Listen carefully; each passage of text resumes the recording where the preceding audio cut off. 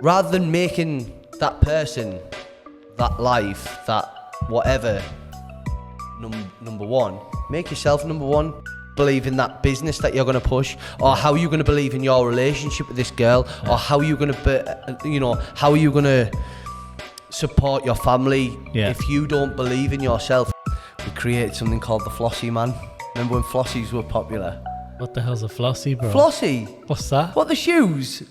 What's up, guys? Welcome to the Shak Down. It's another episode, another week. Let's have a chat with my guest today. He's a bit of a dude, bit of a character. If you're around the Teesside area, you'll probably know him and have seen him, or definitely heard him. So big up. Welcome to Michael Harvey from various projects, including Middlesbrough Helping Hands. What's up? All good, Shak. Thank you for having us on. I really appreciate it. Thank you for the quirky intro, let's call it. Well, you have got a bit of a booming voice, so... Yeah, I mean, I am... there is one office in Teesside that before they got to know me, they heard me in the corridors and no one knew my name in the office, so they called me Shouty McShouty. Yeah, exactly. No, but thanks for coming on, dude. No problem. We'll have a bit of crack. Yeah. And a bit of fun if we can, mate. So, of course, mate, yeah. So basically... people out there who don't know who Michael Harvey is in the local sort of area or wider or the business arena, like who are you? Like tell our viewers a little bit about yourself and your background, etc. What is it that you're doing at the moment? Yeah, it's mad one, Shak, because 33 years, I'm born, raised, in Teesside. Do you know what? Someone actually said a 37 the other day. I felt absolutely gutted. Well, it's not that much of a difference. I know, but it's still a difference though, isn't it? It's still upwards rather than down. But yeah, 33 years. But obviously, I'm back now because I lived abroad for so long. So it's like I'm sort of coming back and people are...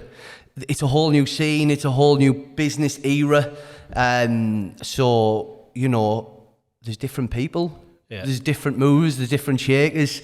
So it's like I sort of come back and started again.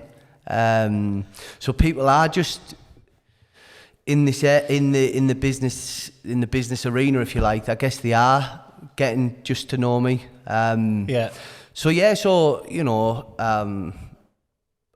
How far back do you want me to go? Well, we'll take it all the way back to the old school, right? But what I would say is, all right, we'll do it a little bit differently. We'll do it your way, right?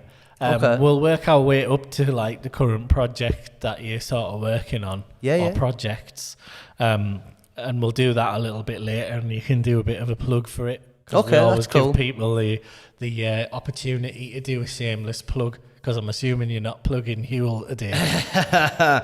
No, it's just that you didn't offer me a drink, so I had to bring my own. Yeah, because we tried to get Stephen Bartlett to flipping sponsor our podcast. He's got plenty of money. Look, we're promoting your brand, your investment here, Steve. Come on, bro, help us the money, man. Out. Bring us the money. No, we'll go back to the beginning, right? So, what were you like? Because you're a bit of a character, man. Like, I think you're like a memorable character. Own quirks and idiosyncrasies, like all of us do. But you've got like quite a memorable sort of personality. So, what were you like when you were younger? Were you the same? Give us a bit of an insight. It's mad because when I was growing up,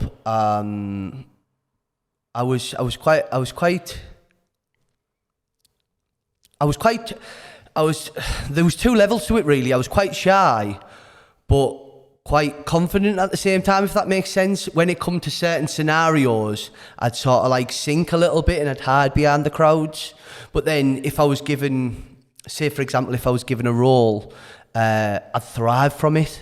So I remember they give me, when I was in secondary school, they give me the role of organising a sports day, which I thrived from. I thrived in being the project manager and being the leading role and being, the one who organised everything because it was my event.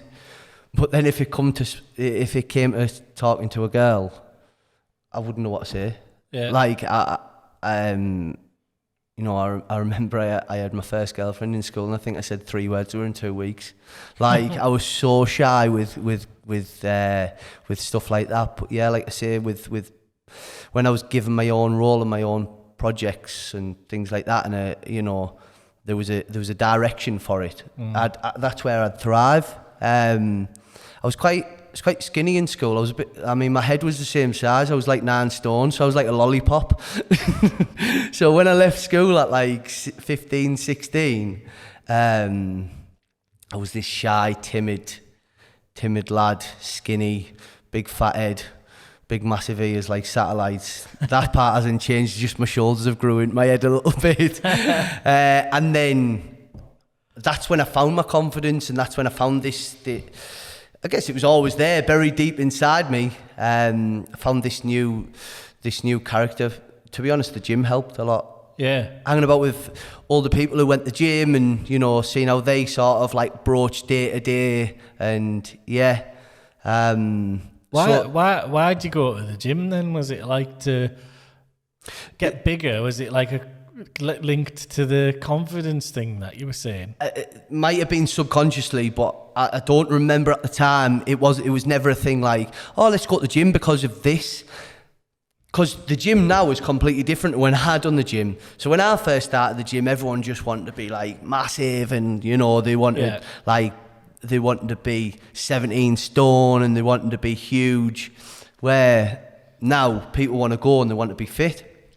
So, and it was never like go because your mental health, because mental health them problems didn't really exist back then. So it was more of a social thing. Yeah. A couple of my friends, they went to the gym, who were older lads that, they looked well, and I was like, I wouldn't mind a bit of that, to be honest. So I started going with them. Yeah. And then just as I was going more and more, my confidence just grew more and more. And so there was, maybe subconsciously, but nothing ever springs to mind of the fact that I went, right, I'm going to go to the gym because I want to be confident, I want to be big, and I want to be in shape. It was more of a social aspect, I think. Yeah.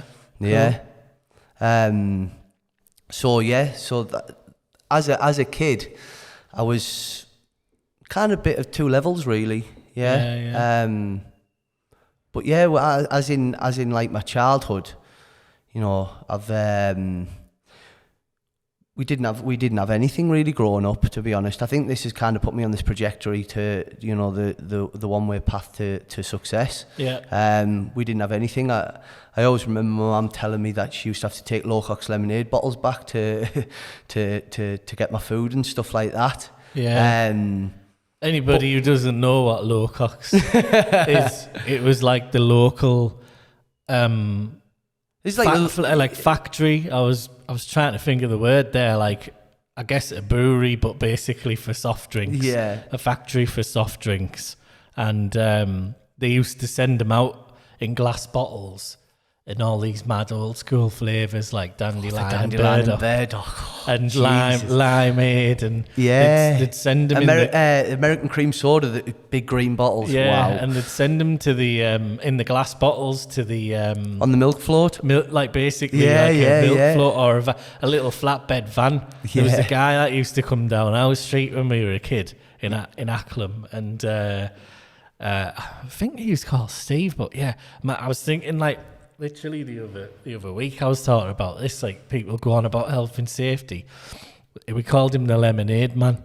When the lemonade man used to come on the night after we'd finished school, fucking all the kids used to run and jump on the back of, like, because it was just a flatbed truck with like bars holding the crates in, and we stand and go right round his round, all round our street, stood on the side of his van, and he'd just read his like sheet and go take a bottle of this and that and the other of that number 12 there, and we'd jump off and do his job. We'd all do his job for him. He'd give us like a can of Coke and maybe a Hubba Bubble Ollie, sorry, a chubba lolly. Yeah. Yeah, that was the same as round our way. Yeah. And you could so basically you were saying there you could return the bottles. You could return the bottles and you Yeah. get like, I don't know, 20 pence or something. Yeah. Yeah, we were, we weren't a well-off family, put it that way, but very, very lucky with my mum. Like I say, we didn't have much money, but we were very rich in love, which means more than any amount of money that could ever bring, Yeah. So yeah, I was very lucky growing up that way. Yeah.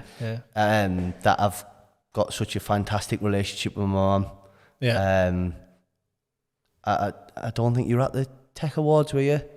No, I don't think so. So I got invited to the Tech Awards +1. I seen your picture though. Yeah, and I took my mum. Yeah, it was sick. People were like, you brought your mum as your date? And I was like, I couldn't think of a better person to bring. Yeah. Like, she supported me so hard for the last 30 odd years. Yeah. She was like, and she was saying to me as we walked in, she was like linking me as we walked in. She was like, I feel like a princess. And I was like, that's exactly what I want you to feel like. Yeah. So yeah, so I was very lucky with my mum. We were very rich in love, even though we didn't have much. We've only got a small family. Yeah. So I was quite fortunate with that. But yeah, that kind of stems onto the whole, trying to. I don't think prove myself is a good thing to use. I don't live life on a ego or anything like that. But I think that's kind of put me on the road to, I don't want to work for someone. I don't want to do that for the rest of my life. Yeah, because I was going to say, like, obviously you go through to a certain point, and you've obviously gone into business and you've got various things under your belt and projects under your belt. But so how did you kind of get turned on to it? Like, what was the first thing you did? Because you do loads of different things, don't you? Yeah. So when I think I was about 19.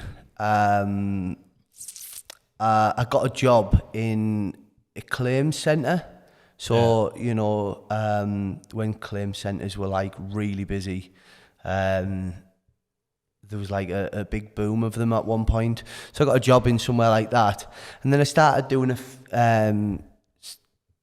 in normal fashion, as you probably would yourself. I was like, hang on, this is busy, this is really busy. So I started got in touch with the solicitors, and we started doing a few of our own claims, and then, so that was when I got the kind of flavour for... Doing a deal. Yeah. That's probably, hustling a little bit. Well, yeah, because you strike me as being like a bit of a hustler, and I guess some people might refer to it old school in like a Del Boy type of character. Yeah. But like in the business sort of space, you've got an eye for a deal. It seems that way to me. That's how you. Yeah, I like to think that I see gaps in the market, and all right, put the theory book down. Gaps in the market. No, but like if I see something and I think it's a good opportunity, I will give it some of my time. No, 100%. Especially more to do with a lot of people. I see a lot of people that are unsure of where to go with their project. Yeah, and I think. When I meet people like that and I see the product that they're trying to develop or the product that they're trying to bring to market, I think I'm more observant of the person that they are rather than the product that they're trying to bring, because you have to be a different type of person. You can't... Let's take today, for example. I actually slept in this morning for the gym, which is very unlike me. I'm normally up at quarter to 6 o'clock, something like that, every morning to go to the gym. I slept in till like 6:15, so I missed the gym this morning. But then, I was running around this before 9 o'clock. I'd already been and picked up three different sets of donations for helping hands. Then I'd been to drop some off. Then and then it just hasn't stopped. Now I've got this. Then I'm going over to the university after this, and then I've got a meeting at 7:30. it takes a it takes a different type of character to be that selfish. You know, you can't. And that's what I try to observe in people if they came to me, or if we're talking about business, I'm like, I'll know if it's going to succeed by the type of character that you are. If you make yourself and your business number one, and not your girlfriend number one, because she's always got, with the best of intentions, she's always got to be number two. Because if you don't look after number one, you can't look after number two. So I always observe the person and see if they're selfish enough to have that drive to make their product work. Yeah. I think I get what you're saying, man. Like, I think I might not have worded it right, but I know. No, I get what you're saying. I think basically, there's different ways of wording it and looking at it, but at the base level, you know that if you've got projects, I'm calling it projects, businesses, right? They're so time intensive and a draw on your time. Big time. Next level, like you've just got to basically put everything into it, and something has to give. So the time that you sacrifice is from other things, like you said, girlfriend, or it might be children, or it might be social life, or whatever the crack is. Holidays, like anything. Anything, basically, yeah. Like make a list of anything, because when you have to do shit, you have to just do it. It doesn't matter whether it's Saturday, Sunday, 1400 in the afternoon, or bloody 2:00 in the morning, or whatever the case is. You just got to get shit done. And if you work hard, obviously, like there's people say different things, don't they? Like we're going to outwork my competition and this, that, and the other. And I think it's a combination of like 100%. You've got to put you all into a project. Oh yeah, and things take a bit of a backseat, is what you're saying. Like you have to make sacrifices. Yeah, and you have to be willing to. I personally think with business, but the other thing I think is like where people say working smarter and things like that. Personally, I think it's a combination of it all. You've got to have some luck. Yeah, because luck comes in it no matter what, right? Definitely. And you've got to have hard work. That's a given, Yeah. And all the other tools that are around you, like, leveraging ways to work smarter and things like that without cutting corners, then that all goes into the mix as well. But it definitely does have an impact on other parts of your life. Oh, definitely. Do you know what it is sometimes? Like, on Saturday, my friend, I've known him since we were in reception, didn't go to his birthday because I was working. Like, sometimes I just sit there and I think to myself, I'm probably a shit mate. Yeah. Like, I don't dedicate time to my friends as much as I should. But at the same time, I also feel like they should appreciate the fact that I'm trying to make a success of myself. Like, I know I look like a shit mate, and I probably, from the exterior, I probably am a shit mate.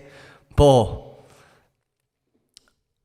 I try to think, like, also, once I've made it, if you like, or once I've got to a level I want to be at, then them friends will be sat on that private plane with me, or they'll be on that holiday with me, or do you know what I mean? Yeah. So they wouldn't. I'm not saying that they do complain. Yeah, I'm probably overthinking it in my head because probably, as you do as well, you spend a lot of time on your own, so you do overthink at times. So I'm probably overthinking it, but the good times will come with them friends. Yeah. And it doesn't mean I'm any less of a mate. I just probably feel like a shit mate because I don't dedicate as much time to them. But that's the self-sacrifice that you have to make, right? Exactly, and having people around you as a support network that understands it. Yeah. What's happening with you and can understand where you're coming from and digest that.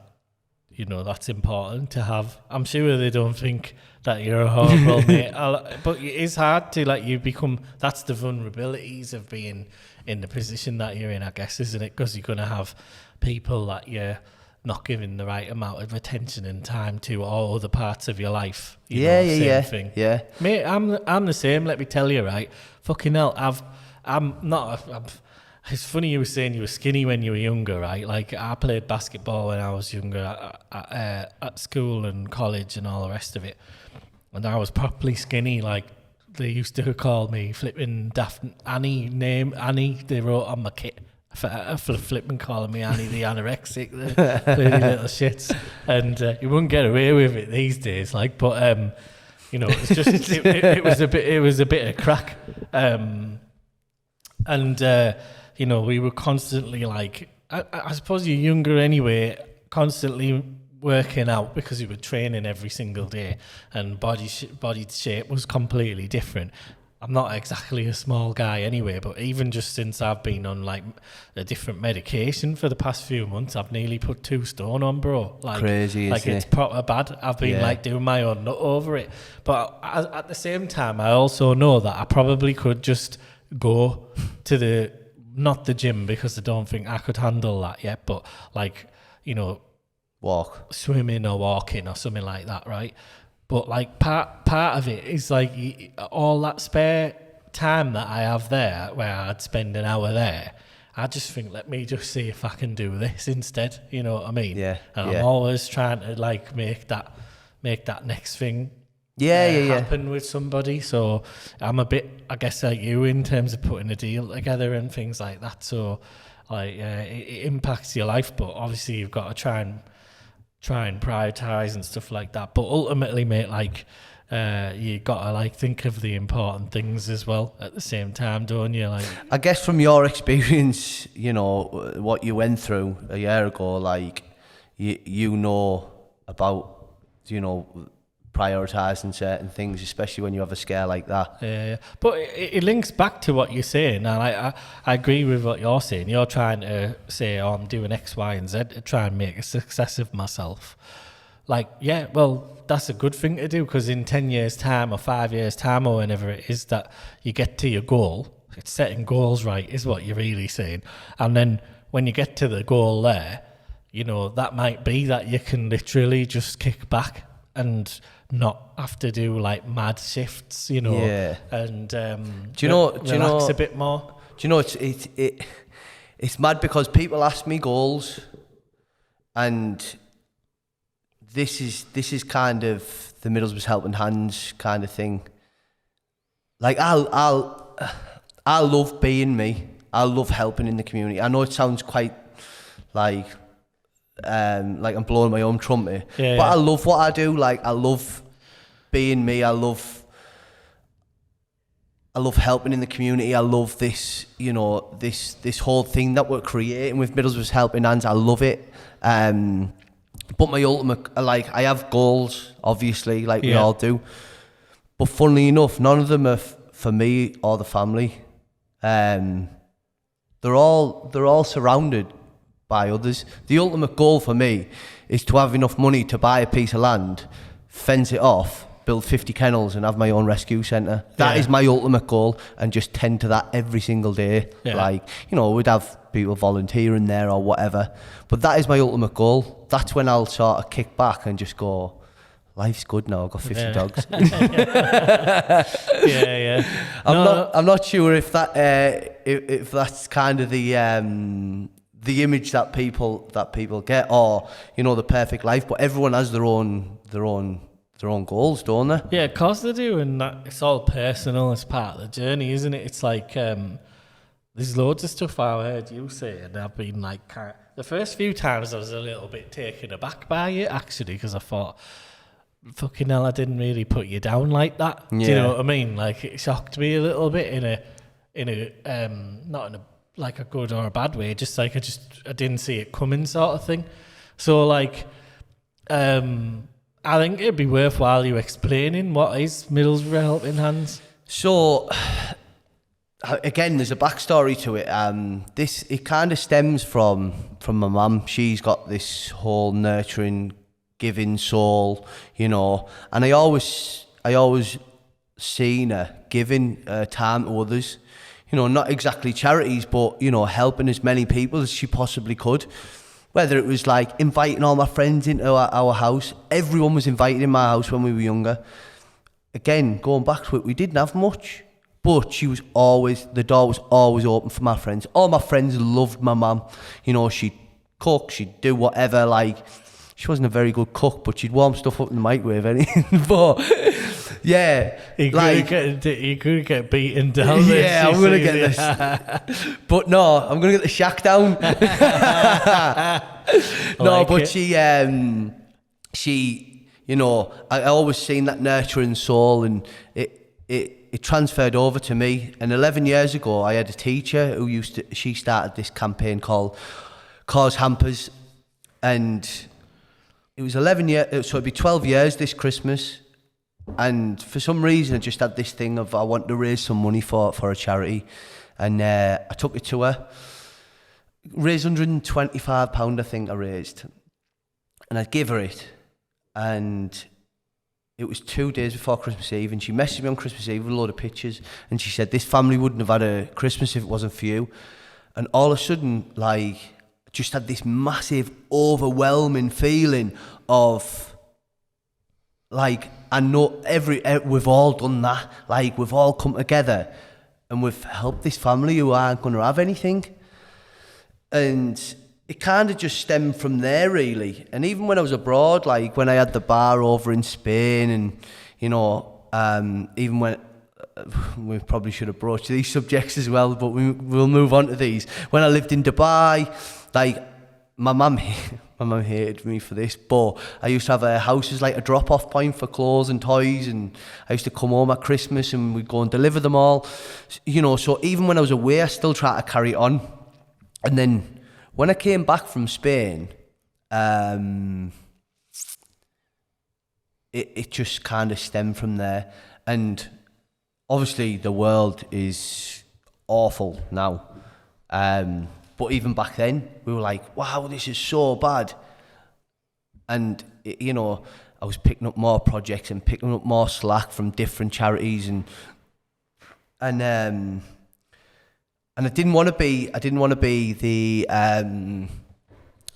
to be, oh, it's Michael Harvey.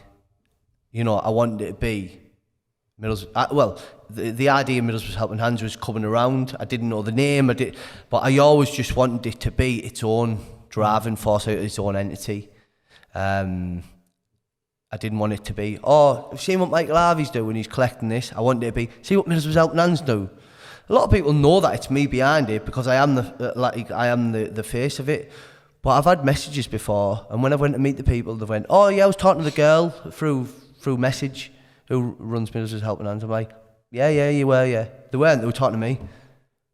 But I like that they think that they weren't talking to me, like it's its own driving force. So then I come up with this idea and call it Middlesbrough's Helping Hands, which, to be honest, I love the name. And the whole idea behind it is to help with the deprivation in the area. Our ultimate goal with it is to continue, and we kind of want to be the centre of Middlesbrough. You know, anything that's going on, we want to be a part of it. We want to be the helping hand.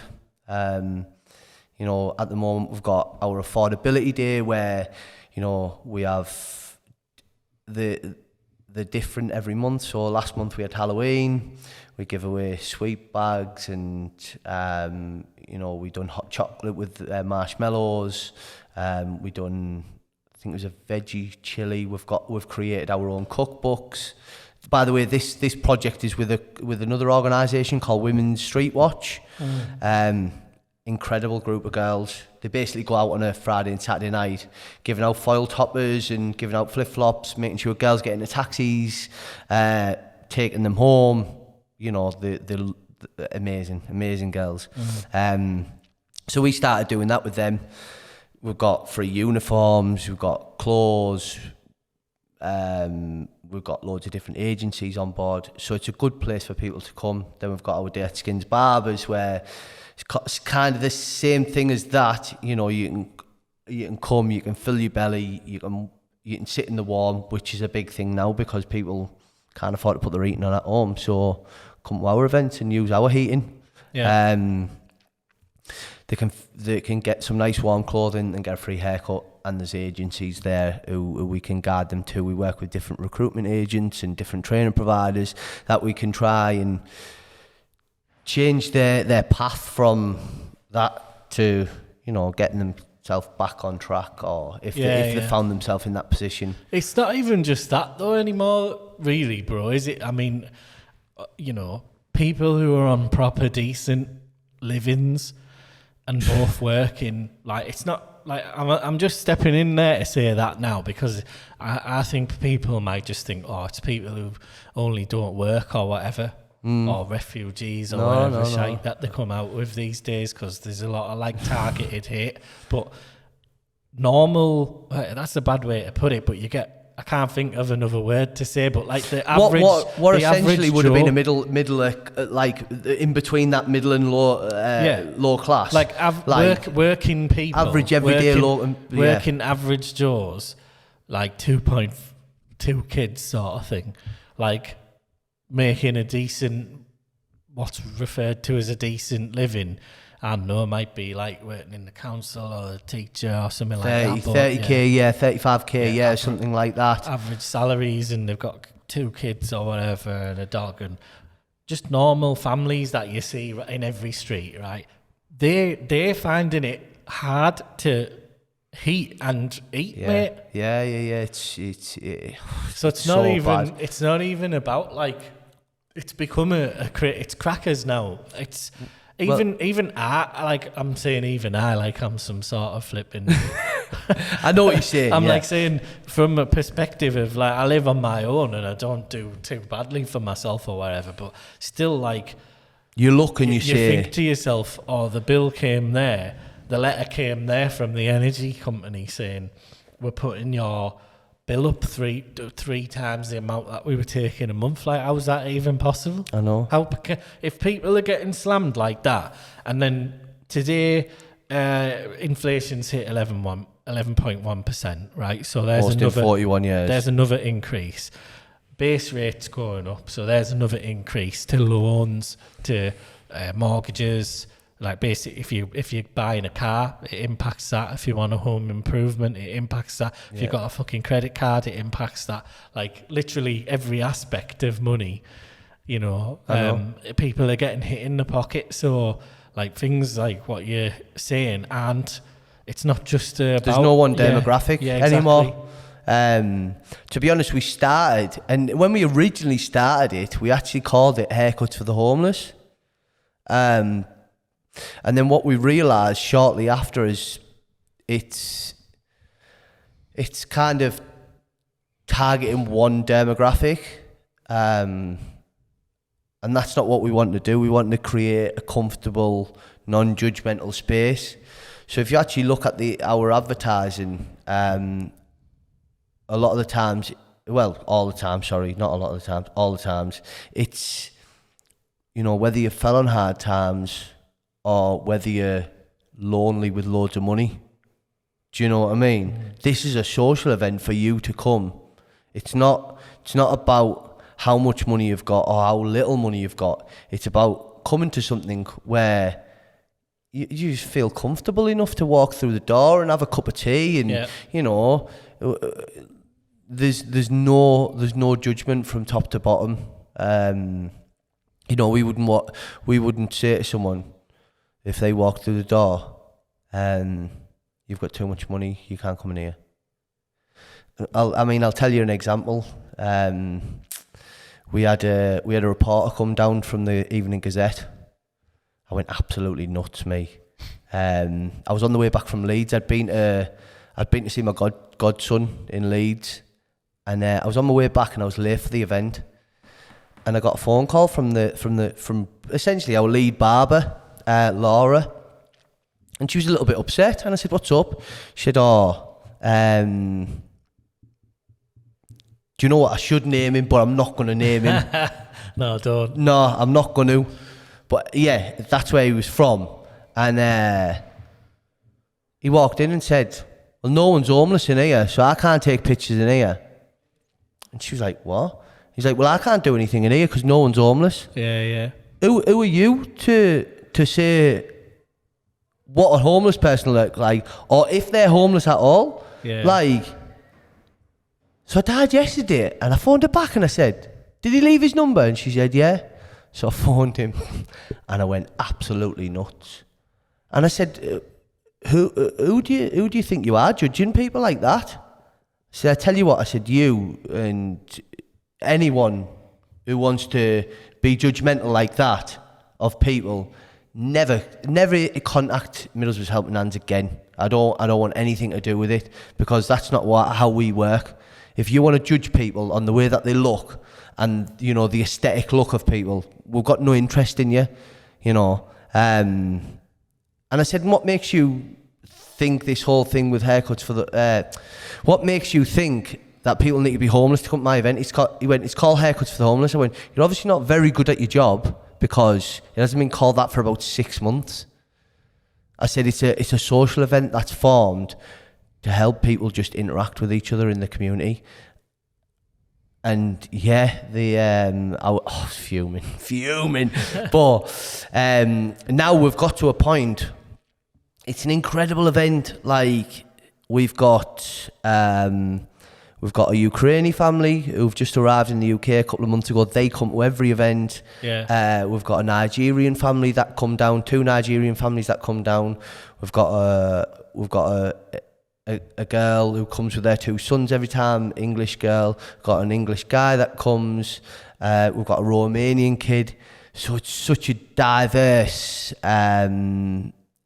A diversity of nationalities, and it's just brilliant. Like, you know, they're all interacting with the kids, and because I mean, we've had many conversations about stuff like this, and you know, kid, you're not born racist. You know, you don't look at another kid like one of my. I don't really see him anymore, but you know, I never even knew he was black until I was about 16. Yeah. Like, you're not born that way though, are you? So these kids, when they're interacting with each other, no matter how much the dad might be an asshole, or the mum might be an asshole, or their auntie might be an asshole, the kids aren't. And it's just so nice to see them playing together and, you know, learning each other's cultures. And I think that's it. Like, obviously we like to shine the spotlight on the issue and highlight issues about, you know, diversity in general, and anything else to try and raise awareness of the issues around it, basically. But like what you were saying there, we've spoken previously about it, and you've told me, like, you know, some of your experiences and vice versa and that. But like, ultimately, it does come down to that. Those kids that you're referring to who are coming to those social events probably won't even realise or know as they grow older if they're continuously mixing. You know what, right? It's funny. I was thinking about this the other day because somebody said to me something and it just made me think. They had a puppy, right? A puppy dog. And they were going on about like how they need to ensure that their puppies socialised with different things like dogs, little kids, adults, other like cats and all this, and then the importance of having this puppy dog, like brand new, like obviously just picked up from the breeder and all that, but if you make sure you do this to a letter T sort of thing, and do it all properly, then the puppy will like grow through that phase and then just really not be bothered about anything there. So they won't go like acting daft in front of other dogs or chase the cat or whatever the carry on is, you know, or nip the kids or anything like that. If you think, because I was talking to them about it, and I was like, if you think about it, like what you've just said about your puppy there, imagine if you did that with everybody when they're a kid. You know what I mean? And like you say, I don't think anybody's born with it, because it's totally learned type of behaviour. Any kind of prejudice against anything, really. Yeah. But imagine it, like what you're like things like what you're doing there is giving a place to allow those children to experience differences and different cultures and all that carry on. So you never think about it if you grow up in that environment. I know. Because it's more of an enrichment. And personally, I think that environment that we're creating there, I think it's better than a school or a community hub, because it's so small. Like it's, there's no getting away. So if that kid says something to another child, it'll get brought up. Yeah. There'll be none of that in here. Yeah. There'll be no calling him an arsehole in here. Yeah. You either get along. Do you know what I mean? Yeah. You can't take part. Listen, if that's your child, get him told, because that won't happen in here. Yeah. You know what I mean? Yeah, you set in the guidelines and the boundaries. And I can make the rules because it's my event. Yeah. And I won't have it. I'm not like that with other people. Yeah. So I don't want to see it at my events. And I don't want that to be the general aura of it. But when they're in school, they live under so many rules and laws, and, there's certain things they can say and certain things they can't say. Now, I'm not going to be an arsehole to people, but I'm also going to be very stern because I don't want that. Yeah. But if that teacher in that school or that woman from the community centre says the same thing that I might say to that parent, all of a sudden Ofsted will come down on her. So it's probably a better place for mixing, because I make the rules. Do you know what I mean? There's no sugarcoating it. Like, you have to get along. Yeah. The kids have to get along with each other. Yeah, yeah. So it is fantastic for that. And, the parents have no option but to make their child apologise if he says something wrong. And that's never ever happened at any of our events. It's never happened. But yeah, the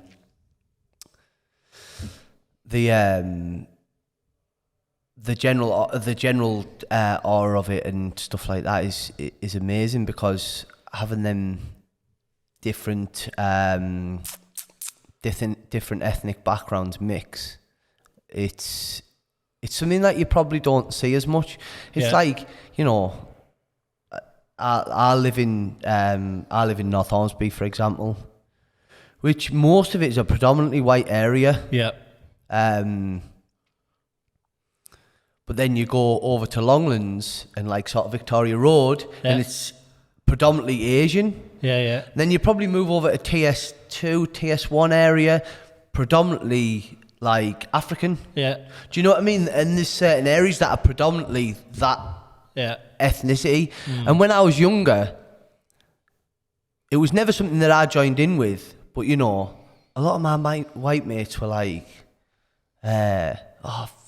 fuck the Asians on Victoria Road. And I was like, why? Yeah. Like, what have they done to you? Like, you were born different to them and they were born different to us. And it's only a skin colour. It doesn't matter, does it? Because you're still a person at the end of the day. So I was like, I don't really get it. Like, I never really understood racism. I never really understood the fact of it. But yeah, like a lot of people... It's off it now because it's like, obviously it's easy for me to have an experience with it, because whether or not people are like it goes on. And it's 1,000,000% it does, yeah. And it's such a shame that it does. Yeah, yeah, and it's easy to see that Stephen Bartlett, man, send us some money for his heel plug here, please. We need some sponsorship. Times are hard, I'm skint and I love fuel. We need Stephen Bartlett. We need to be able to put the electricity on for this podcast. So sponsor us, please. No, in all seriousness, though, like it's easy to have experiences because, well, for starters, you've got brown skin. It gives you a different identifier to people. But now it's becoming more and more widespread. So, like, there's animosity to sort of Europeans, right? But they look just the same as you, and just the same as the next man who's Scottish, and just the same as the Welsh guy. So, like, there's no just visual differentiator there, but obviously there's a narrative there that basically are they're here to do X, Y, and Z, or this whole thing of they're here to take our jobs. No, they're here to do the jobs that you don't want to do because you want to sit on your ass, mate. Like, but it's like at the end of the day, it's more trying to give that opportunity is what you're trying to do there for everybody to mix and have the opportunity to learn about each other, really, isn't it? Yeah, and I'll give you a perfect example. Obviously, I'm not gonna tell you who this person was, but I'm part of a place called My Place. Yeah. It's basically a youth club, and it's all centered around music and art and stuff like that. Yeah, and it's created as a hub for people with learning difficulties and disabilities. Yeah. Incredible place to be. Like, no matter how tired I am, if I walk in there, I walk out with a smile on my face. Because everyone's just happy in there. Yeah. Yeah. And when I invited one of my friends or someone that I know down there, they said to me, I don't know. And I said, why? And they said, I've never really been around people with learning difficulties or Down syndrome or anything like that. And I said, to be fair, like, admit it, like, it's a fair comment. He wouldn't know how to act, he wouldn't know how to be around them. And I went, it's absolutely fine to be like that. Yeah. Like, you haven't been brought up with people with learning difficulties or disabilities, so you don't know how to act around them. Yeah. So it's like people with different cultures. You don't know how to react when someone, I don't know, say if someone goes to pray. Like, what do you do? Do you sit there and watch him? Do you walk out the room? Do you, because we're not brought up with the knowledge of or the experience of being around that. Or we weren't back in the sort of 90s. Yeah. But it's something that you probably should be more educated on, because it's in everyday life, isn't it? Yeah, exactly. I just don't think there's enough knowledge of different cultures, and different people are quick to judge on what other people are doing. And I don't mean white on brown, or I don't mean it's everything. An Asian guy might not know why an African guy's doing certain things, or but there's no room for judgment, though, is there? If you don't know and you don't want to know, don't have an opinion. But if you do want to know, find out. And then if you've got an opinion once you've educated yourself, then that's fine, isn't it? But at stuff like that, when they're all mixing, it's great because they're getting brought up with it. They're getting educated before they even start. Yeah, like I say, it's normal for them then. Yeah. Well, that's what I was saying about that puppy. Yes, scenario, analogy for, because basically, if you can think about doing it with your pet for the exact same outcome, ultimately is that they won't act differently or misbehave, or however you want to phrase it. When the cat is there and chase the cat or whatever. The only reason they're doing that is because you give them the opportunity to socialise and familiarise themselves with, like, a completely different animal, or a different person, or an old person, a young person, everybody in between. Yeah. So it's the same concept, really. Yeah, I mean, if you can train an animal that a human's easy. Yeah. So to be honest, I mean, I had this conversation a couple of weeks ago with one of my friends. As well, going back to that thing of, like, it's my rules.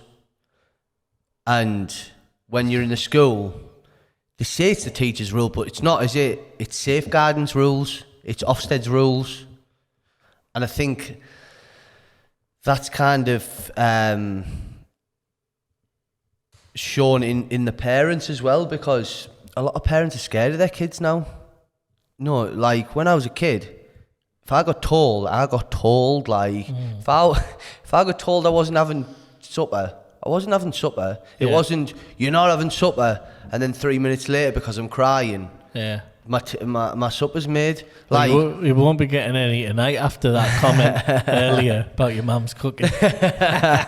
she knows I'm the chef round here, bro. She'll be like, yeah, you forget about the microwave today. What did you say? She put it in the microwave. I didn't say that. You put words in my mouth there. That was all in, mum, I swear. We'll send her the clip. Oh, no, God. but you know, when we used to get told as kids, we were told, like, if we were grounded, we were grounded. Yeah. You know, if we weren't allowed out, we weren't allowed out. If we weren't, you know, if we misbehaved, we got told and it got stood by. Yeah. Where now people are so scared of the children, they mollycoddle them so much that they'll do something naughty, the kid will cry, and they'll give them sweets to stop crying. So it's as if they've awarded them for being naughty in the long run, really. Yeah. You know, there's the world's gone a bit mad like that, hasn't it? Well, but unfortunately, but then people also will hold the dogs like that, like a baby as well. Do you know? I say to my friends, my friend got a dog, and I was like, don't treat it like a baby. Do not treat it, because it's still an animal at the end of the day, you know? Yeah. Like, I've got my dog. He won't even look at my plate. Yeah. You know, he won't sniff around. Well, he might sniff around a little bit because he's nosy. But, you know, once I move, like, he's trained to move away from that. Yeah. Where, you know, people even mollycoddle the dogs now, like. Well, it's just, obviously there's so many different things going in the world, isn't there? And everybody's got a different way of looking at it and doing stuff. But yeah, it's like cool that you're doing those activities for people to get the opportunity to mix and everything. So yeah, and then what about you mentioned earlier about being abroad and stuff? So yeah, what were you doing there? So and where were you? So how it happened was my nana and granddad always lived abroad. They lived South Africa, they lived in Brazil, they lived in Turkey. And then by the time I was born, they were back. That's off it, that? Like, that's a mad three different... So what, within the army or something? No, he was like a shop steward for construction companies. Oh, so you got to travel the world. Yeah. But I didn't even know that they'd done that. And then when I was about 5 or 6, my dad moved abroad. And I guess it was a little bit in the blood. And I always remember being in Tenerife when I was about 14. And I was just walking about like this little cheeky chappy. And I always remember just thinking to myself, I'd love this, mate. I'd love to live abroad. Years and years later, I think I was about 21, 22. And my dad was living in Benidorm. Yeah. And I just phoned him one day and I said, I'm sick here. Like, I'm doing all right for myself, but I was partying hard on a weekend. Yeah. You know, going through the motions as a young lad, and I always kind of knew I had a bit more potential than just being a weekend millionaire. Yeah. So I wanted to get away and just kind of get that out of my system. So I phoned my dad and I said, I'm going to come over, is that all right? And he was like, what, to stay? And I was like, yeah. And he was like, when? I said, about 3 weeks or something. And he was like, yeah, that's fine. So I went over there and I was there, again, hustling. We created something called the Flossy Man. Remember when Flossies were popular? What the hell's a Flossy, bro? Flossy? What's that? What, the shoes? Do you not remember the Flossy shoes? What's a Flossy shoe? Ollie? I had this conversation with my mum the other day. I couldn't remember what Yeah, you won't, bro. You're too young, man. I used to wear them. Oh, did you? Like a black and a blue. Yeah, they were multicolored shoes. They were like What slippers. the hell's a Oh, they're like them espadrille things. So they were a bit like Toms, I guess. What the hell's Toms? Cut. I'm out. I know. There. Oh yeah, man, that's like some sort of slipper or something. Yeah, but they used to be called Flossies, man. You're gonna have to put this. We're gonna have to put this image up on the screen. 'Cause I feel He like won't have to because everyone will know what it is. But yeah, no shut one that up on fucking the knows screen. what a flossy is. Everyone knows what, and I don't mean like the dance. I When mean was like that? When was that? So that was 10 years ago. Well, I So- was probably not even living in the country, so I've got an excuse because I've never even heard of them before. But yeah, so It's not exactly a Jordan they or were something, selling like is it? they were selling for like 20 quid in England or Right. 25 quid or something like that a pair. I found a shop in Benidorm, and because I bought so many of them, they were giving me them at like €3.95 or something. Right. So I was doing like pre-orders. Yeah. And every time I got 130 orders, you know, like when you hear of people doing fag runs, I was doing flossy runs. So I was selling them for 13 quid a pair or something. Me and my friend Ben, we created this thing called Flossy Man, and every time we got something like 130 pair orders, Right. like people were like, I'll have green in size 6, and do you know, that type of thing. Yeah. So everything was pre-ordered. I'd just fill a suitcase, I'd fly home, we'd make a couple of quid, and yeah, so I was just hustling while I was over there and just enjoying life and in the sun, and yeah, just out all the time. And so that was my first trip to Benidorm. Like, that was the first holiday that I had to Benidorm. The first time I lived in Benidorm. Right. So that was being young and wild and out, bro. Like, that was a good time, you know. Yeah. Then I came back to England. I opened with Ben again, same lad. Ben's my best mate. We opened a shop called the Art Attic. So it was basically, do you know where Rivers Barbers is? Roy's Cafe. Oh yeah. Next door to Roy's Cafe, above there. Upstairs, yeah. We used to do like personalised skateboards. Ben, unbelievable artist. Yeah. So, you know, he'd done a lot of like canvas work and stuff like that. We had a spray wall in there. We had all local artists used to come there. Yeah. I didn't know a thing. Basically, me and Ben done it together. He was the art guy. Yeah. And I used to sit with him and just like sort of chat shit a little bit. And then what I'd do, I'd note things down. I'd go home on a night and I'd revise them and then go back the next day. I'd be like, oh yeah, MTN 94 and this spray pressure and this, and they'd be like, yeah. And we used to sell like local brands and stuff like that in there. So we had that for a few months. And then I got offered a job in Dubai as a bar manager. Right. Basically just went for it. Got it. 3 weeks later, I was in Dubai, which was pretty much a fast track, really, because when I went for the job, I thought maybe 2 months or something like that. Yeah. And when I was on the phone to the GM of the hotel that the bar was in, he was like, "When do you want to come?" And I went, "As soon as possible." And he was like, "When?" And something just snapped in my head. I went, "Tomorrow." And he went, "What?" And I went, "Well, you asked me when I want to come, I'll come tomorrow." And he's like, "Oh, that's too soon." I went, "Okay, the day after that then." And he went, "No, it's too soon." I went, "So when you asked me the question, what did you actually mean?" He went, "Well, do you want to come in 3 weeks?" I went, "Okay, yeah, sound, no problem. I'll be," like, they sorted all my flights out and I flew out there, and again, had a great time.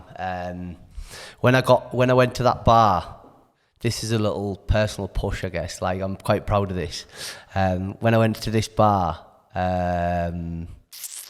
they were doing £400 a day. Yeah.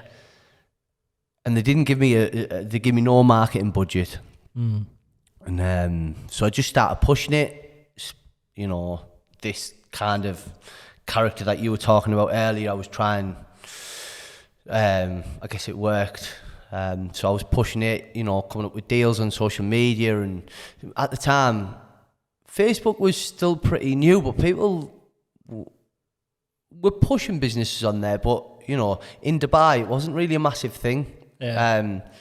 So I capitalised a little bit on that. And we put a few different events on, and all of a sudden, just getting busier and busier and busier. And I was after 12 months, it went from doing £400 a day. I think within 6 months we were doing £1,800 a day. And then and then after 12 months we were doing 2,800, and after 18 months we were doing like over 4k a day.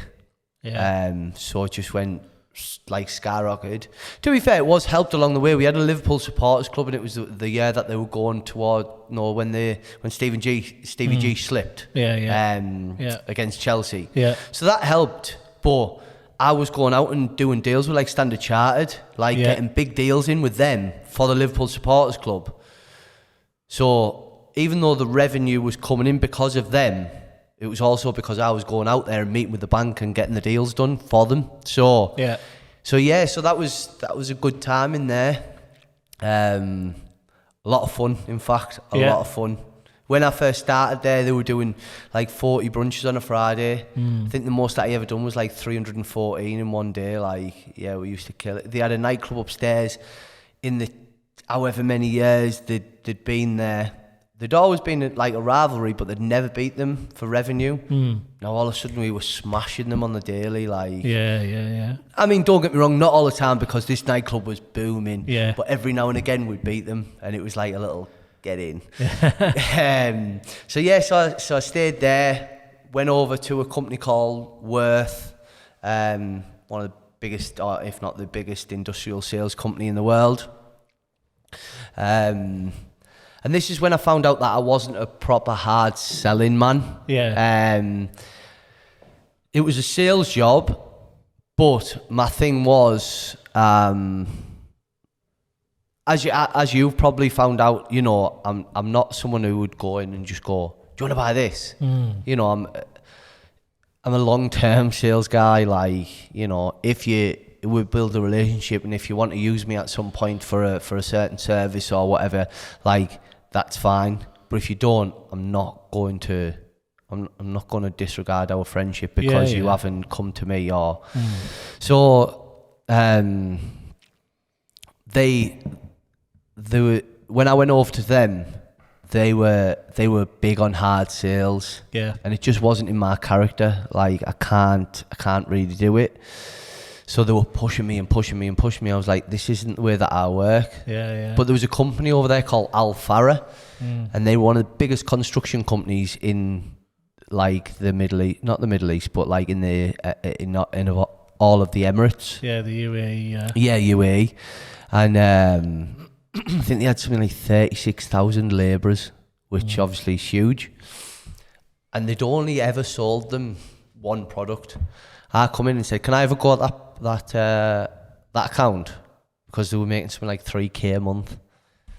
Anyway, I built this relationship up. Bro, I was driving 2 hours to go and play cricket with them and going for meals with their family. And then all of a sudden, it just clicked into play. And I think the first order that I got, retaining order every 3 weeks, something like 36 grand every 3 weeks. And I showed them what I could do, but they were still fixated on hard sales, and that was it was a bit of a demise for me in Dubai. I was really enjoying myself up at that point, and they offered me the world, and I thought it was fantastic, and it was a bit of a anticlimax, I guess, leaving Dubai, because I'd had so much fun until that point and so much success, and when I left I was a bit like, shite. Yeah.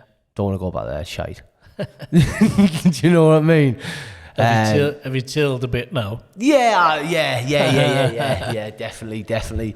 And to be honest, at the time there was a lot of people over there that there was so much hustle over there. Yeah. It's one of those places, though, isn't it? It's I think there's certain places, and that's one of them, where if you're a hustler, you could have made some money there. You know what I mean? Yeah, I mean but they're hustling in a different way. Back then, they were hustling where they were taking money from each other's pockets. Yeah. Where I just can't work like that. Yeah. Even Tate's gone there now. Andrew Tate is gone. He's over there now. Is he in there now? Yeah. So, and the thing about him is, obviously, he's been doing his hustle, and he's obviously making a lot of money out of it and whatnot. But I like the way he says exactly what you just said there. Is you don't need to be shafting each other to make dough. You know what I mean? No, of course you not. can basically get the money in a better way. There's no need. The money to, feels so much better that way, though. Yeah. You know. Well, I seen a video actually of his. I think it was last night or something, or the day before, where he was going on about like crypto bubbles, like pump and dump sort of thing, and he was going on about like it's finished and all that. And what he was saying was quite interesting. Basically, if you look at it that way, he's like saying all you're doing is doing each other over, because like the person who buys for $1 and then sells it at 10. All them same people who are in that group together and believe in that coin. Yeah. Somebody in that group who is all saying, "Yeah, let's all be in it together," and all shout that and stuff. huddle and Like, they're saying like that's how they're doing it. It's because they all believe the same thing.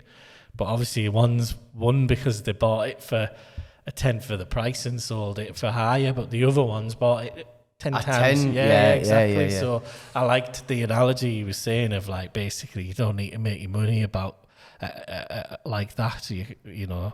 no, definitely not. Where you're basically robbing each other. But also, like, what I always seem to find, I mean, you knew who the hustlers were who were taken from each other, because they were the ones spending thousands of pounds on tables. I remember going to meet someone once in Dubai, and they were in a place called Mahiki, and they'd phoned me. And when I got there was like all these girls were on the table, there was bottles of champagne, there was Magnums, there was Ciroc. And I sat at the table, and someone went, "Oh, do you want to drink this?" I went, "No, I'm all right." I called the waitress over, I went, "I'll have 5 bottles of Corona, please." And I went, "And I'll pay for it now." And they were like, "Oh, what you doing? Have some of this champagne and da-da-da." And I went, "I'm all right. I'm going to have as much fun as you are. Don't need to pour out of a big bottle. I don't need to spend a fortune. 5 bottles of Corona, please." Sat there, finished the 5 bottles of Corona. 5 bottles of Corona cost me like 150 dirhams or something, like, which I can't even remember how much it is. But yeah, anyway, I left at the end of the night, got in my car, drove off, got a phone call from one of the lads that was at the table the next day. "Oh, you lucky that you left early last night." "Why is that?" "The guy whose table it was, who was ordering all this drink, done a back door and we all had to pay for it." I went, "See, now you know why I was buying my own drinks." Yeah. I seen it coming, because I know the type of people that do this shit.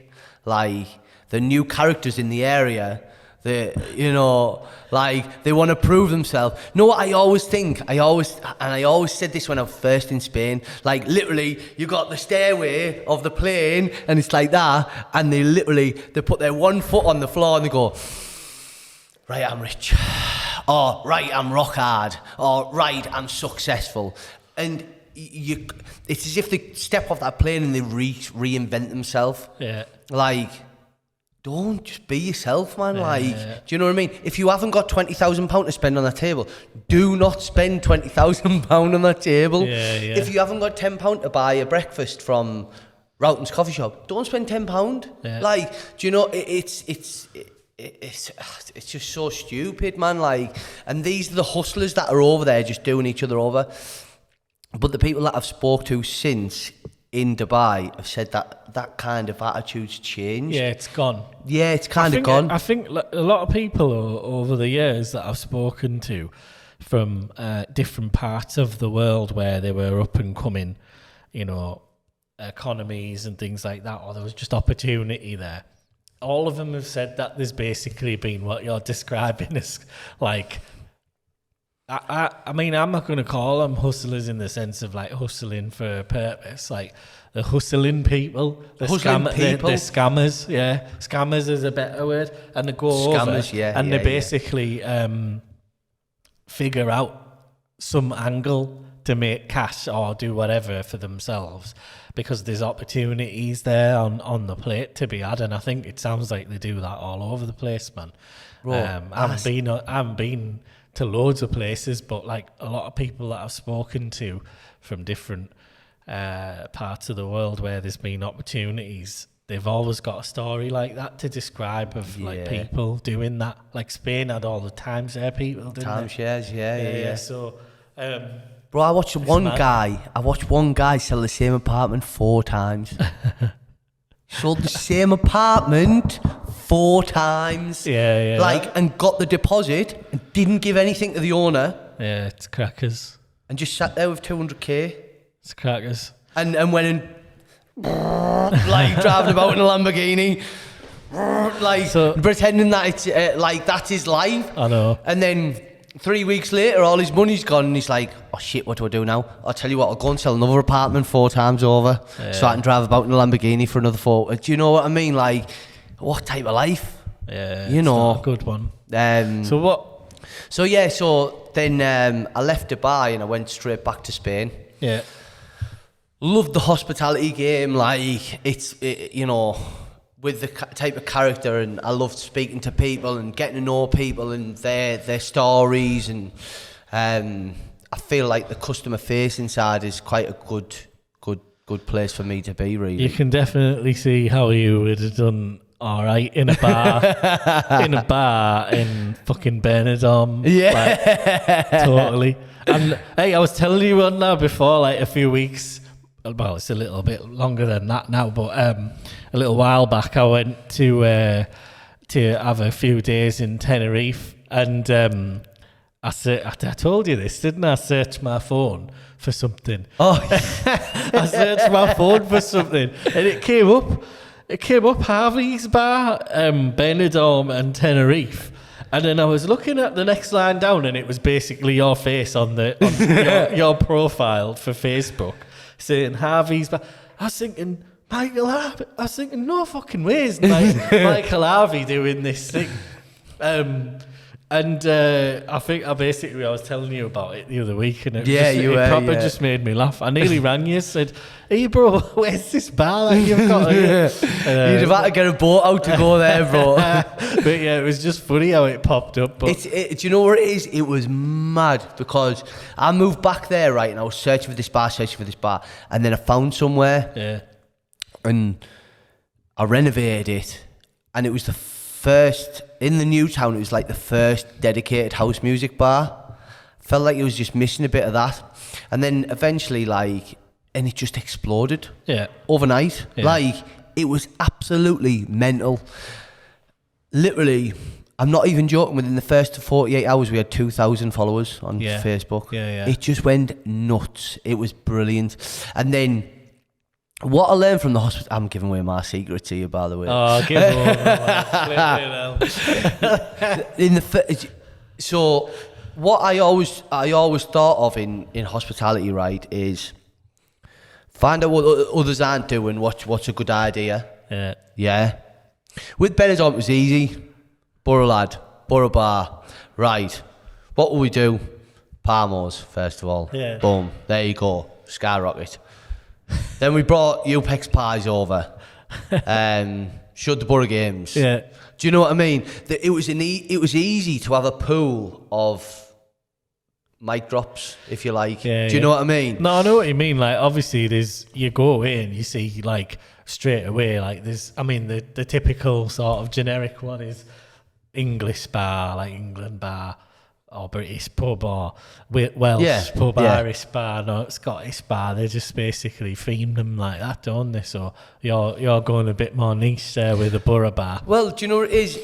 Because I'd been there before, lived there, I know the demographic. If you're Scottish, if you're from Middlesbrough, or you're from Liverpool, you're probably going all day to Benidorm. Right. So probably a third of their population is Borough. Yeah. Or Geordie. Yeah. So I know that there's loads of people that go there. Now, if you've got a bar that fits in 100 people, that's very easy to fill if you're a Borough bar. Yeah. Very easy. Yeah. So what I done is, right, we started out as this. And then I had this like little pool of things that I was just dropping every 6 weeks. So we started off with Borough games. That went mental because everyone wanted to come to Spain and watch Middlesbrough play. And our bar, by law, was only allowed 56 people in there. Like, I'm not even joking. At times, there was about 350 people in there. Like, I remember the bar over the road, when we first opened, they were saying to people, they won't last long. They'll close down. Yeah. Terrible idea. Shite idea. Right, fair enough. About 6 months later, they closed down. Yeah, but they had a big terrace area. Right. You robbed it, didn't you? I already know what you're about to say. No, so what we done... What we done is we took it. Yeah, we took it over. To be fair, no, I remember walking out the shop because we used to use the shop next door to buy extra drink, you know, when we'd run out and stuff like that. Yeah. And I remember walking out and there was people sat on their terrace, chairs facing towards my bar because they couldn't get near it. There was people sat on the path, like sat on the curb. So what we ended up doing, we ended up putting a TV facing out at the road so people could watch the game because it'd get that busy that you couldn't get anyone else in. Then that's when I went, right, Parmos. And when I dropped the Parmo thing, like, honestly, you wouldn't believe, like, how mental people went for a Parmo that wasn't in Middlesbrough. Or no, not even in Middlesbrough, that wasn't in this country. Yeah, I know. Like, honestly, bro, like, they went nuts for it. Don't get me wrong, we served a good Parmo, like, they were nice. I think our record was something like 74 in 3 hours, like, while the Borough games were on, so... Like, it was good for us. Yeah. 74 Parmos in a... Honestly, you want to see the size of my kitchen. I had a double deep fat fryer, and I mean, like, they were that big. I had, like, I had a hob with 2 things on it and an oven, like, an everyday domestic oven. Like, yeah, honestly, it was hot up in there. But, yeah, so when we dropped that, it went mental. When we dropped the thing about the UX pies, it went mad. And then... I had a friend over there who was like, he's like a celebrity manager. He used to bring random people in. Like, we had Sandy and Sandra in there off Gogglebox. We used to have some of the cast of Hollyoaks come in, and then we had Channel 5 call us. We went on Bargain Loving Brits in the Sun. Right. Honestly, it was a surreal first 12 months. Like, because I remember... our opening night, and just think to myself, oh, like, I've spent all my money on this. What if it doesn't work? Like, what if this doesn't work? Because it wasn't on the main strip. It was about 50 yards off the main strip. That's mint, actually, right? Let me just jump in here 1 second. So, what you just said there about, I've spent all my money on this. What happens if it doesn't work? Like... What would you get? Because you've done loads of stuff, right? Obviously, we're getting like stories from from different things that you've done. But like, it's just taking my autobiography before I've signed it. It's in the contract that we already signed that off. Producer. So, what would you do? Like, people always are going to think that when they do something because it's a risk, isn't it? Of course it is. If you're doing a business of your own, especially if you're putting money into it, then there's a risk. Even when you don't, there's a risk to like reputation and stuff. Time, effort. Your own, how if you're bothered about people, how they perceive you and that. Actually, I think that you shouldn't really give a fuck about that. But it's human nature too. Human nature, of course.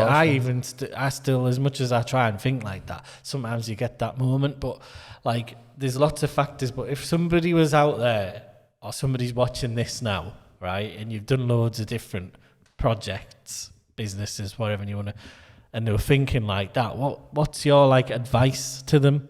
Like, how do they get themselves into the frame of mind, or shouldn't they? What would be the Michael Harvey's business school advice? I mean, you know, it is about finding that thing that you love to do. To be honest, I love to do hospitality, but there's not enough money in it. You know, there's not it's a very, very tough industry to be in. But, you know, I've found a sort of alternative in that, I guess, you know, by being customer facing with like I guess how me and you met, going to networking events and, you know, going to meetings and et cetera, et cetera. So it is about finding something that you do at least like to do on a daily basis. But that is a tough thing to do.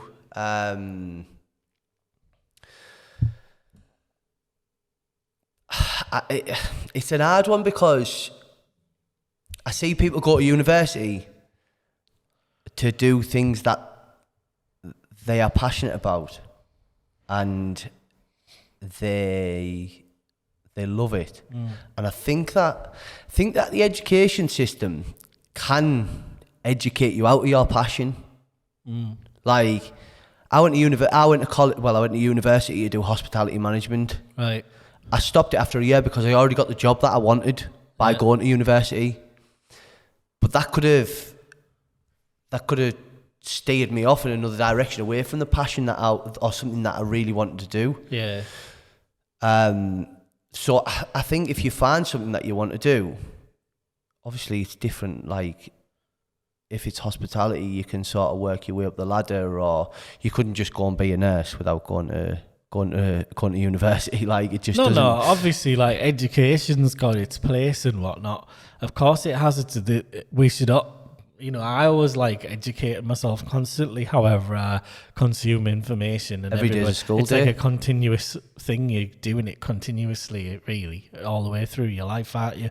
But like what I'm saying is, I guess you were sat in a scenario where you'd actually dropped your cash on a business, and then you said to yourself, I've spent all my money, what happens if it doesn't work? So at that point you'd already passed the barrier and invested your money. But if somebody sat there now thinking about doing something for themselves and they haven't passed the barrier yet of dropping the cash, that might be the only 3-4 grand that they've got in their bank account, and they're going to have to rinse it all on the project.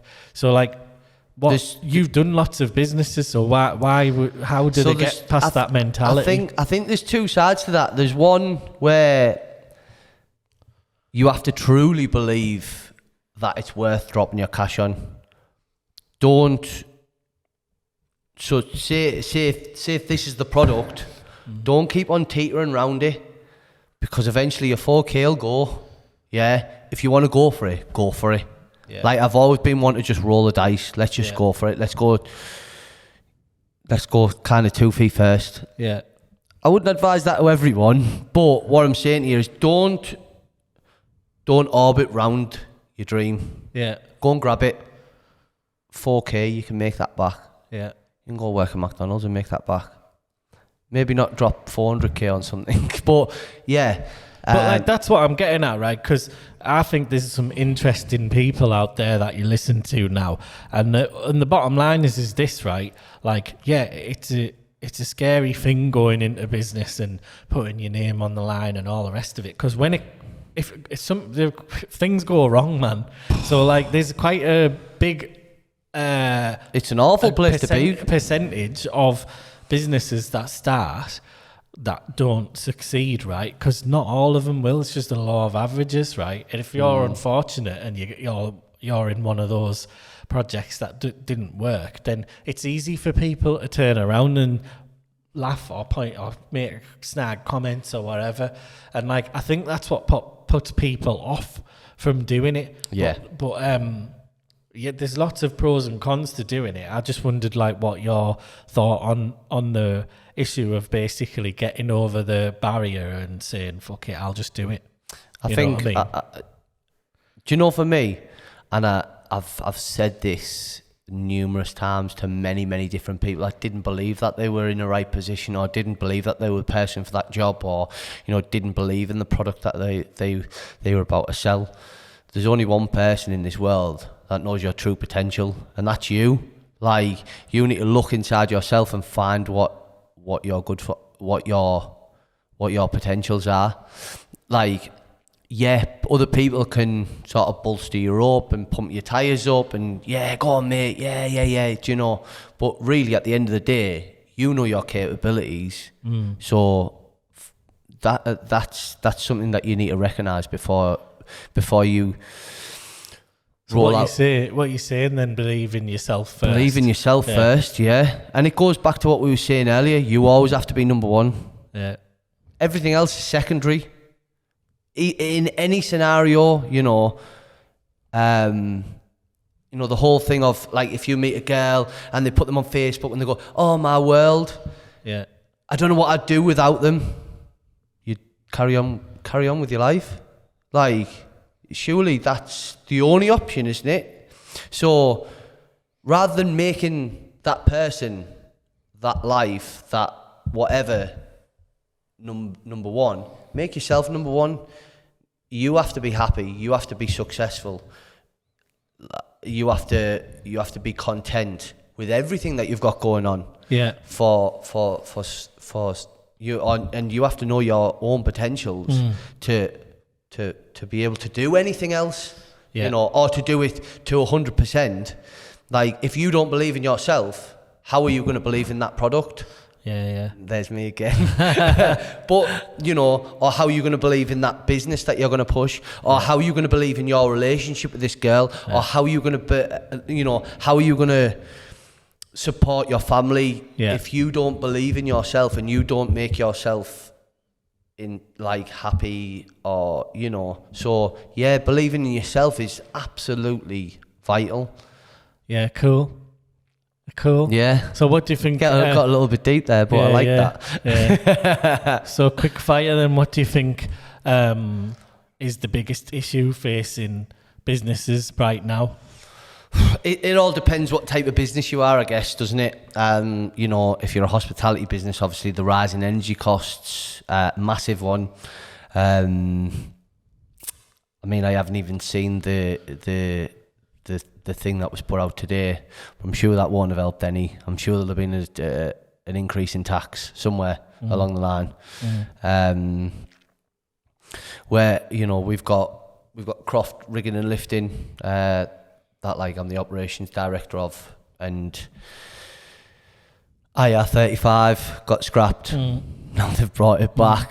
IR35. Don't get me wrong, it doesn't affect us massively. Yeah. But sometimes it's just better that it's better that it's not there than it is there.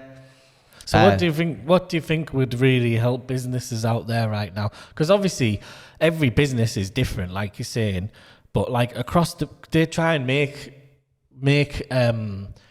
a system, don't they, where one size kind of fits all almost, and everybody can try. It'd be so difficult to make a set of rules for every type of person or business in the land. Like, how can you really do that? So it's hard because I think there's a lot of things that the government could do to help create a better environment for businesses to succeed and things they could do for them. But at the same token, we can't expect them to make a tailor-made approach for every single business, because our person, because obviously people work in businesses, and whether you're employed or have your own business. So, have you got any ideas, bro? If Rishi Sunak phones you up tonight and says, "Bro, I need you to come and be my business secretary," I do. what's gonna be your policies that you deploy? To be honest, you know what I think it should be broken down into different sectors, different industries. Right. I think you essentially should look at where whose bills are higher. They should potentially pay less tax. Right. So you reckon the taxation model, scaling it up and down? Yeah. I think that'd help quite a lot. You've got rateable values of buildings. Yeah. Which then essentially, puts the business rates in place. Yeah, exactly. That's the thing, isn't it? It's difficult because, like you said, every business is different. So, but I guess that would be one thing to do, is to look at sector-based tax rates. Is what you're saying, yeah. And I also think, me and a friend of mine called Jason West, we were having a conversation about, you know, there's a lot of B2B funding out there. Yeah. Why isn't there B2C? Like, because essentially, yeah, you need your B2B funding. Yeah. But if you don't have B2C, then there's no B2B. Yeah, yeah. You know, there has to be an end consumer somewhere. There has to be someone spending money somewhere, and that's the C. Yeah, so why doesn't it feed back?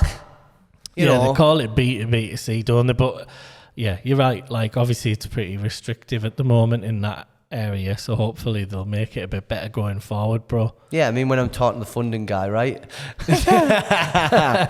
But no, this is a conversation that we were having not long ago. Because obviously he has got B2C businesses. Business, yeah. Yeah, like he's got Luso Footwear, for example. Yeah, you know. yeah. But they must sell to other businesses, right? I think they're just end consumer. Oh, is it? Okay. Yeah. Yeah. But yeah, exactly. So if it is solely B2C, then it's very difficult, obviously, at the moment to access different bits of support. So hopefully, because we're getting control back over how they devised the tools and then delivered. Yeah. At a national and a local level post Brexit, hopefully they will have more room for manoeuvre. So yeah, I need the bomb sound effect, Ollie. I think I've said it. I've said it on every single episode. Now we need to find out how to load it in so I can drop the bomb. Michael Harvey's bomb drop. Bro, thanks so much for coming in. Not a right, problem. it's been mint chatting to you. But before you go, Middlesbrough Helping Hands. Yeah, I know you've got a bit of an appeal on at the moment. Yeah. Just drop the knowledge for people. Shameless plug. Shameless plug. I mean, I'm not saying it's a shameless plug. Obviously, very, very, very proud of what we've built at Helping Hands. You know yourself, you just won Best New Community Champions, so we're over Work.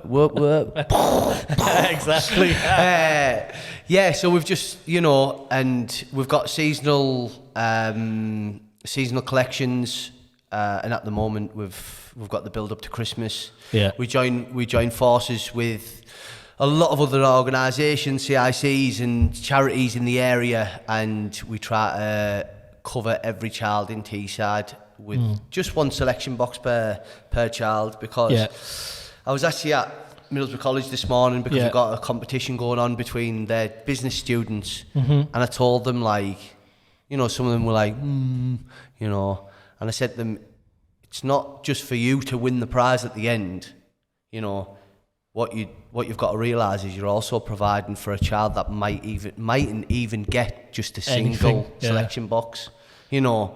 And that's why it's sick what you're doing, bro. So like, it's an appeal basically out there to people and businesses, to make a donation if they can spare a quid or two. Massively appreciate like anything right, that any so support. If they can bring a few selection boxes with them, where do they take them? So we've got two drop-off points which are in the centre of town. We've got Rounton's Coffee Shop, which is obviously on Bedford Street next door to O'Connell's. Yeah. While you're there, get a good coffee too, because the good guys there, independent business, amazing. It's sick, really. Me and Ollie were on about it in the car a minute ago when we were on our way here.